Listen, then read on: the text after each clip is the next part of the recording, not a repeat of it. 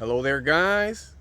My name is Harold. Thank you for being with me here today on the Warrior Philosopher channel. Here I am right before sunset, and I want to record to see if I can get nature sounds. So no mic today. And what a blessing to come out to a place like this and enjoy nature and get to talk with you guys. And again, thank you for being with me here today. So for this episode, I want to get a little bit more personal. I want to talk about the warrior pillar, kind of personal, what I've been going through, the challenges of the solopreneur grind, moving the warrior philosopher, and just living as a person and try to be a sovereign being in this world that could that's full of chaos and violence and danger, but it's also marvelous and spectacular and wonderful. And it's the experience of being a human. So the big thing in my mind is you're damned if you do, you're damned if you don't. What do I mean by that? So as I said in a couple videos ago, and I refer to pretty much on all of my videos now, that I'm doing the warrior pillar service. And it's been a trial to just create the warrior pillar. What I mean by it being a trial, like just putting my martial arts skills at this level. If I look at all the experiences from, starting karate, becoming a black belt, doing sport karate, fighting MMA, fighting boxing, getting my ass beat, getting my nose broken by a teenager, being a personal trainer, being rejected at many attempts of applying to be a personal trainer as a new personal trainer, getting shitty personal training licenses didn't mean anything, and realizing I just needed to depend on my own skills. But that's just lip service, because guess what? You still don't have the certification, buddy. So it's still fucking hard. And I remember a few years ago, obviously I have a huge network of people from that experience when I first started working at Brooklyn Martial Arts. For me, that was a huge achievement because, I committed to fighting MMA and my path as a martial artist. And I knew, since I can't afford, I'm too broke at that time, I need to find a job in martial arts, but I want to learn jiu-jitsu. So if I could get a job at a jiu-jitsu gym, teaching karate, and I did that. So I went over there with Professor Pete, and I remember how the interview, Professor Pete, pretty cool guy, Professor Peach, Peach, because he Professor Enzo Gracie, this is my guy Peach, Peach, like the fruit. But Professor Peter, great guy. And the way that interview went, same thing. I submitted my resume with all my experience of when I worked starting at my first karate dojo, thanks to my Sensei Rojas, giving me the opportunity to teach there. That's how I got in. I started teaching the aerobics class, just taking over with the kids' karate class, gaining my confidence from there that I could push my services to other people and other businesses. And I worked summer camps and taught martial arts at summer camps and after school and another business. Oh, like my time working with Sensei Brayner, amazing. Learned so much. Obviously there's so many trials and difficulties dealing with people too, but it's just an amazing experience. That's what I mean. It's it's rough, but it's beautiful. But the stickler with Professor Peter and how that interview was, he hit the bag. He sees me hit the bag, boom, boom, boom. He knows you're legit. Okay, and normal thing. We talk, we get rapport. Yes, teach a sample class, see how it goes. At that point, I felt very confident, just I just take over class, and go from there. And it went well. He saw obviously I have experienced teacher, and going on from there. And one of the perks was I could join the jiu-jitsu class after the karate was done, and I was teaching the kickboxing program for I Love Kickboxing that was franchised there at that time. I don't know if it still is, probably. And I learned their system and their program, and I remember we had to do the mandatory I Love KB training, go to fucking Long Island to do aerobic kickboxing. And it's easy. that was one thing that we're working with this stuff. People who come from traditional martial arts like karate or boxing, they want to do the shit. Boxing is not a traditional martial art, but what I meant about traditions is like there's a specific way of doing things. And when you're doing things like fitness kickboxing, aerobic kickboxing, or whatever, there's different frameworks. Gyms have their frameworks, and they want you to learn these things. And it's a very good sign if you're a malleable person and adapt to new frameworks. And there's always something new to learn that you can incorporate. So, I remember I did those trainings, went out there, and as much as it was just like regular things, teaching just women, our clients were like 90% women, you know, who just want to get in shape, or regular people. And we use kickboxing, but just fitness kickboxing, hitting the pads. The bags and all that.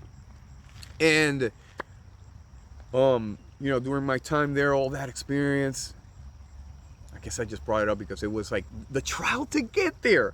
Just to like, I needed to be somewhere around high level world-class jiu-jitsu. And it was so much work to be there. Well, again, like taking a step back with Sensei Brayner. Sensei Brayner is a Shotokan black belt like myself, but Muay Thai expert. Sparring partner with GSP, John Jones, top of the line striker, man, killer, murderer. And you know, that was my first time teaching children who were as young as 3 years old. It was a little bit intimidating, to be honest with you, dealing with such little ones, right? And I was with maybe 20, mid-20s, early 20s. And he taught me so much. I bring this up to my wife. One of the most important lessons Sensei Brayner gave me. He used to take me, we will have lunch. And we will patron, different days, we will patron all the businesses around his gym. He told me, you got to know these people, because this is, you go there and you make friends with them, they send business to you. You understand the education this man is giving me beyond martial arts? He's teaching me business. He putting me into his mind. That is the mindset of a martial artist, of a teacher, of a great teacher. And I'll be honest with you, the way Sensei Brayner taught me jiu-jitsu, I understand that goddamn he was teaching me, for me, was really confusing. But when it came to everything else, look at that. I couldn't get that in fucking college, man. When he took me out one time, he's like, oh, I want to go move around here. We went out at Long Island City. We're going around to the local laundromat, see what they're renting around here. Let's talk to the business owners here. Boom, boom, boom. What's moving around? How are the people here? Again, he's showing me how to move, how to network. No one has shown me any of these things at this time. And if you're just a regular person that all you do is kind of just, you know, you follow the program, you just go to school, and then after you go to, you know, you pass the grades, but you never had the real life lessons. You're not networking with people. You're not solving problems. You're not providing goods and services and trading. And that's what these other form of educations, again, lack. And what I meant, the trial of me getting there and learning these skills that I've been mounting up to this point. Tourism, like I worked at the Statue of Liberty, I worked at Grand Central Terminal, I got arrested at fucking Statue of Liberty. I dealt with some racist shit at the Statue of Liberty, these racist black people, you know, before any idiot comes in, like, I love black people, yes, I'm not bending the knee to them, but like, you know, I have black friends, black family, of course, but they, you know, there's racist everybody. So these racist black people, and they also had like issues with tourism people that I was working with. So long story short, they did it, you know, there was these lesbian girls, black girls, they let them walk in with food and drinks every day because they worked there. And I swear, man, I was working there for 2 months at that point, almost 3 months, yeah, probably like 3 months. These people see me every day. That day, they're like, no, you can't bring that. No, you can't bring your juice. I'm like, dude, you see me here every day. You just let them in front of me with the juice. Then let me just finish my juice. Like, no. And long story short, these guys escalated this shit. This big, I was like, yo, can you please call the manager? Because I'm like, this is really unfair. You let those people go, but you're harassing me. And then this police officer, Mr. Phoenix, a big black dude like this. Like, he had to be like he looked like a WWE wrestler. I mean, I'm not necessarily a small guy, right? But I'm like, what, 170 pounds?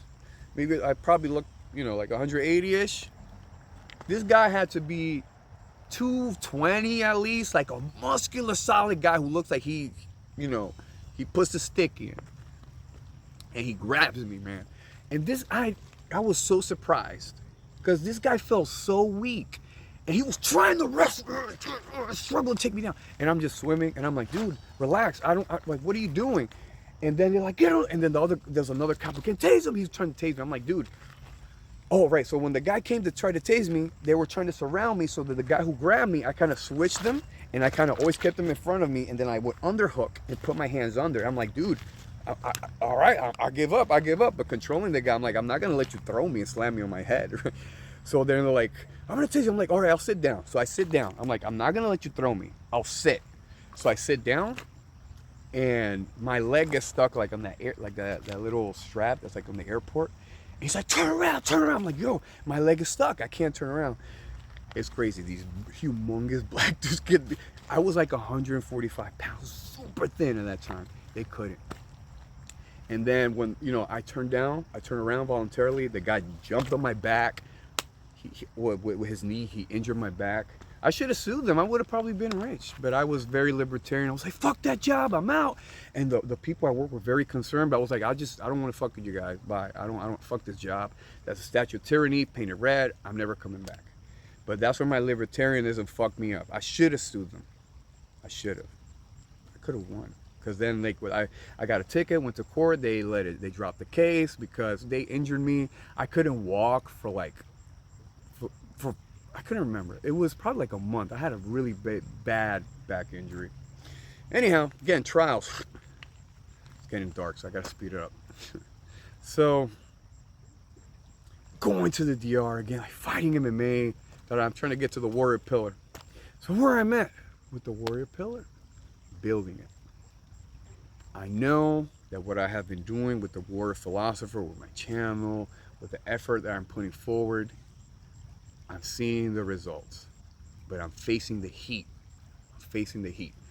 Like, I'm seeing the results. Like, I'm surprised my accounts are blowing up. People are sharing my videos, especially like talking about free speech and stuff, which I've always done. This is a philosophy channel, and free speech is a very important part of these things.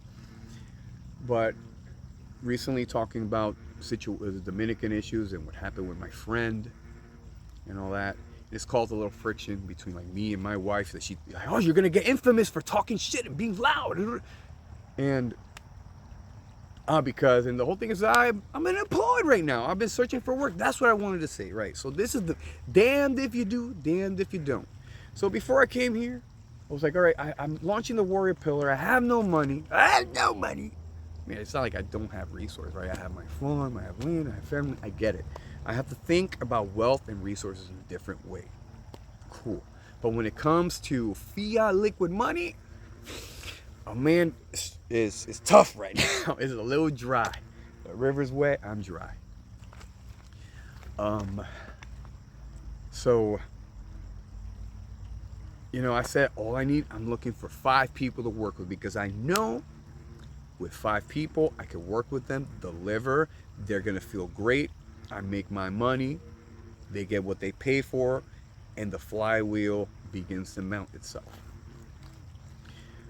And rather than me going on the DMs, I made the scripts. I've gone forward to moving with the sales team. I kind of gave one of my boys to start doing it. He's not been efficient at it. The other one is like, I want to do it, but he hasn't done it. So that hasn't moved. But I've made content. That has grown, moved forward, which is like, all right, now I feel good that I've doubled the size of the channel in a month.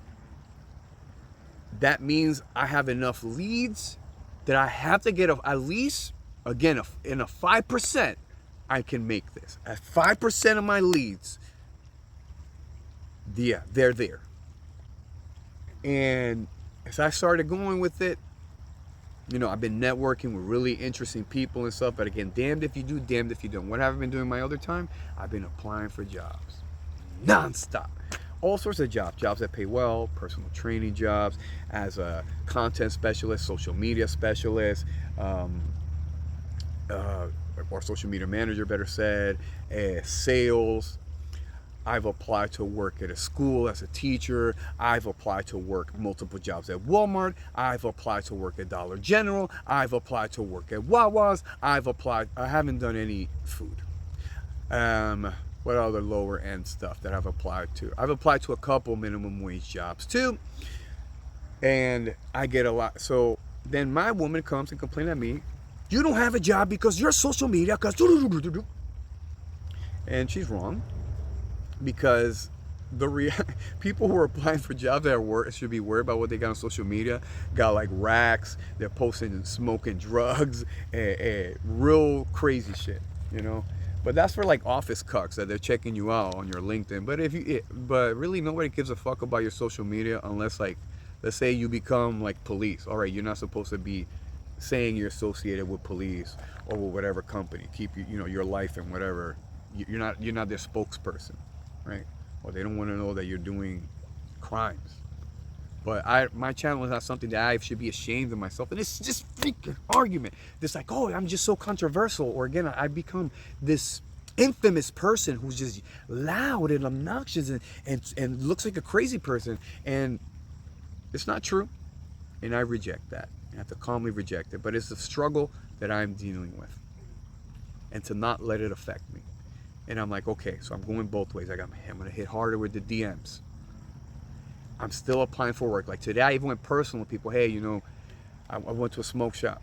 The smoke shop I've gone to a couple times. I talked to the guy there, the owner. He seems pretty cool. I'm like, oh wait, let me see. Today I'm gonna go ask him. He wasn't there. I asked, you're the owner. Is a lady. Oh, that's my husband. I ask her anyways. No, right now. Da da da. And I'm trying. I'm really going at it. So the damned if you do, damned if you don't. Because my girl, when she wants, she'll just say, hey, but you should have been on the DM. Why aren't you doing the DMs? Oh, because I'm applying for a job. That means I'm not trusting myself. I'm being a fucking bitch. But I'm applying for jobs and I'm not succeeding at it. Oh, it's because of your social media, or because you're an asshole, because your resume sucks. Whatever, all the reasons that maybe. So, damn, it's getting dark. So I'm saying that because I know a lot of people are going with this struggle. And I think it's even interesting with the color and everything. Now we're going into darkness. This is my shadow work. This is what I'm dealing with. And a lot of people are dealing with this. And I hope I'm putting this out there, being vulnerable. But I can also look at it just like as we're in martial arts skills. Look back, measure my progress, what I need to fix and adjust. And at least like I said earlier, the work I've been putting into social media when it comes to putting out solutions, talking about important topics, trying to refine my speaking skills, going hard with like networking to not just to get shit, but to like, I want to meet people who are aligned with me, provide solutions for them, and if like, hey, they're aligned with me that I could provide a service that like we're making money or whatever it is, even better. And that is my goal. That's my goal. So I guess I'll leave it there because it's getting dark. I guess it's interesting. Again, this is my shadow experience. We started from the light, and now see the difficulties, the challenges, and even when you're speaking about sovereignty and the importance of independence and all that. And a lot of when it comes to like influencers and gurus and whatever, and I don't like that because I've noticed people come talk to me like, you're a wannabe guru. I'm like, what the fuck are you talking about? I'm just some guy talking online about what's important to me. I'm trying to get my voice heard because I think these are valuable solutions. I put it out there for my friends, for my people who this message is for. If you don't want to fucking listen, I mean, that's your right to not listen to me. But I'm throwing this for like, if you're searching for this, I'm here for you. And that's why I'm again going through the shadow work, exposing myself in a way that I feel even humiliated talking about this, because I'm talking about struggle and hardship. And the typical thing you'll see out there is that everyone's doing good and bad, or the bad clickbait where just, I'm broke, me está llevando el diablo, the bombs are coming tomorrow, all of that. And you can't think that way. Can't think that way either. That doesn't help. But exposing the shadow and seeing, because I got a lot of people who follow me, who look up to me, my students. I've brought up a lot of social credit with people who are younger than me, who look up to me, and I want to be transparent, to be like, hey man, I'm a person and a man, and I'm just as lost as everyone else. And just because I'm older and I have a lot of experiences that you might find interesting, and I also have knowledge that you would like to acquire and you don't know. But you and I are really in the same boat. And I'm not saying in a way that like we're both drowning, but like, hey, you should see that like, well, you'll be okay on your journey. You should trust yourself. And as much as like you look at someone else like me, like I'm not your authority figure or anything. I'm trying to help light the spark inside of you, so you can help light that spark in front of with other people, and then we create a big flame. The divine fire. Damned if you do, damned if you don't. But we're not damned, guys. We're blessed. I guess we'll leave it there. So if you found this interesting, I'd love to hear your comments. Like, subscribe, check out the Fear Transmutation Manual, Transform Your Fear into Power, link downstairs. If you're interested into the Warrior Pillar, trading with me, I take busy people, I help them get fit with martial arts in 12 weeks, and I help them live a more sovereign lifestyle. If you're interested in that, hit me up. Thank you guys. I hope you have a great evening. My name is Harold. I know that sometimes I just leave the captions and it writes my name wrong, like Harold. No, Harol. All right, guys. Thank you. Os.